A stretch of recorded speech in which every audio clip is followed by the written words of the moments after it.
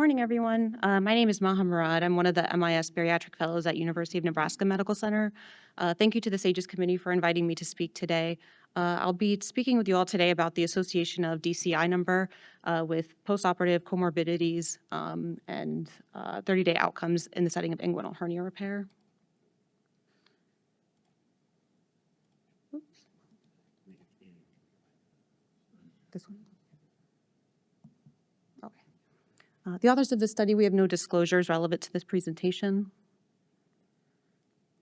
So first, I'll begin with the background of DCI number.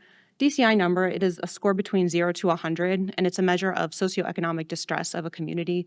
It's based on zip code, so a higher number on this scale represents a greater degree of socioeconomic distress. DCI number, it takes into account these 7 factors in order to create a measure of socioeconomic distress of a community. So recently, there have been multiple studies within various surgical subspecialties showing that patients who come from communities with greater socioeconomic distress, in general, tend to have an increased number of postoperative complications. And we know that patients, when they have more postoperative complications, ultimately they will require greater resources, ultimately leading to greater healthcare costs, both for the patient and the healthcare system. And particularly this is important when it's happening in patients that are already under greater socioeconomic distress.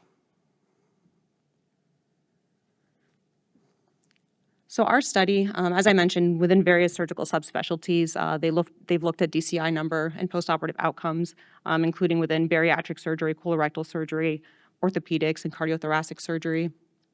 So our study specifically focused on the setting of inguinal hernia repair, and we looked at whether patients undergoing inguinal hernia repair, does DCI score have an association with 30-day postoperative outcomes, and is there an association with the number of patient comorbidities? And our hypothesis is that patients with higher DCI scores and thus greater socioeconomic distress will have worse 30-day morbidity mortality outcomes and will have a higher number of comorbidities. So for the study, we queried the ACHQC database for all patients undergoing inguinal hernia repair, both open and minimally invasive, between 2015 and 2023. Patients who had 30-day follow-up information available as well as a DCI score available. And after applying our inclusion and exclusion criteria, we ultimately had a total study population of just under 31,000 patients. And this is a breakdown of our study population. Obviously, the results of our study and the previous studies that have looked at DCI score and postoperative outcomes ultimately will be somewhat dependent on the breakdown of the study population. In our case, 40% of our study population did come from prosperous communities, but this was somewhat balanced in that also approximately 40% came from the lower 3-tier communities. And in addition, because we gathered our data from the ACHQC database, that is a data bank that is intended to be reflective of the general hernia population. So first we looked at patient comorbidities. So first looking at patients from distressed communities, first what we noticed is that patients who are coming from these communities, first they are much more likely to be from a minority community.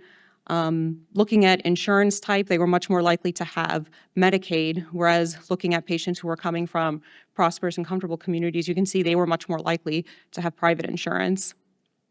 And then looking at all of these comorbidities listed below, you can see that these were more common in patients who were coming from distressed, or in some cases, equal proportions coming from at-risk and distressed communities compared to communities that were more prosperous. And then looking at operative variables, again, looking at the distressed communities, compared to patients coming from more prosperous communities, they were more likely to have operative time greater than 2 hours. They were more likely to have a case that was being done under emergent circumstances. They were more likely to also have cases that were clean contaminated, or dirty and infected compared to prosperous communities. And then in looking at the indications, you can see that they were more likely to undergo surgery for things such as a painful bulge or a bowel obstruction. Collectively, these variables suggest that patients who come from more distressed communities may be undergoing hernia repair in situations that suggest that the case may be technically more challenging if they're undergoing surgery for more emergent indications. We also looked at nerve management for these patients. So in general, there was a trend looking at all of the nerves. So if you'll notice, patients from the general trend is at-risk, distressed communities, these patients were significantly much more likely to have their nerves either partially or fully excised, whereas if you look at prosperous and comfortable communities, those patients were much more likely to have their nerves protected and left in situ. And this trend generally followed for both the right and left side, as well as the genitofemoral and iliohypogastric nerves.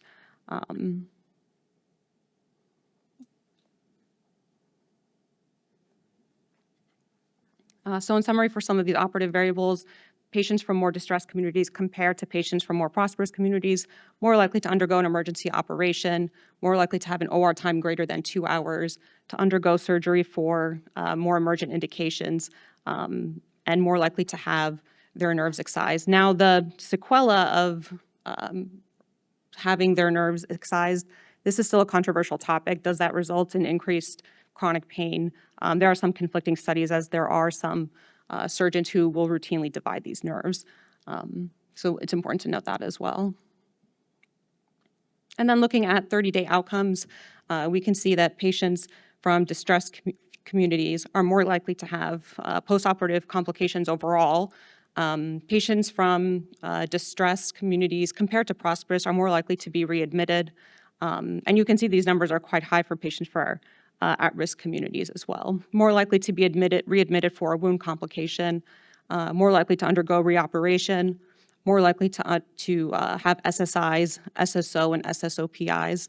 The most common SSO, SSI was a seroma, which was more common in patients from a distressed community.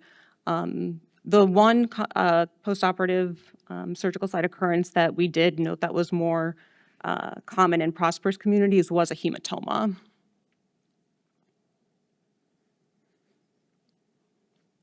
Okay, and here you can see that patients from distressed communities also are more likely to require procedural interventions, going back to what we talked about earlier about patients who have more postoperative complications will ultimately require more resources and leading to increased healthcare costs.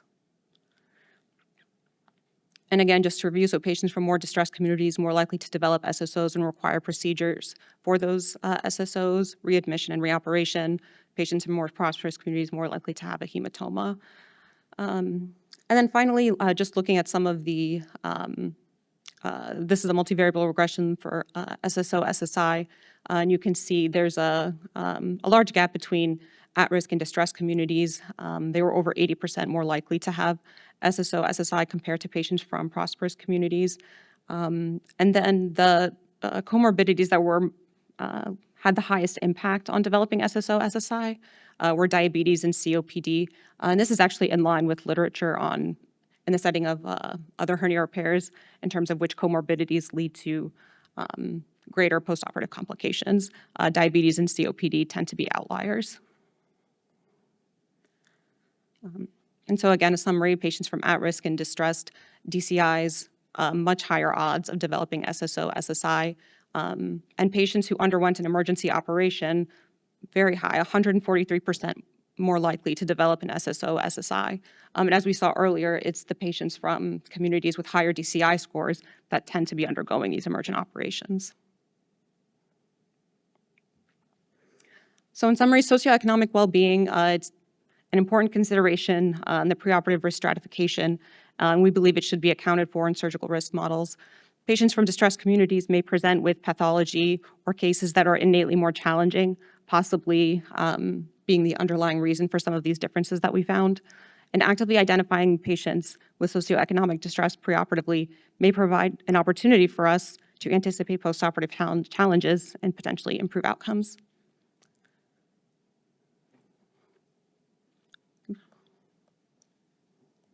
Oh, there we go. Okay, and with that, I'll take any questions.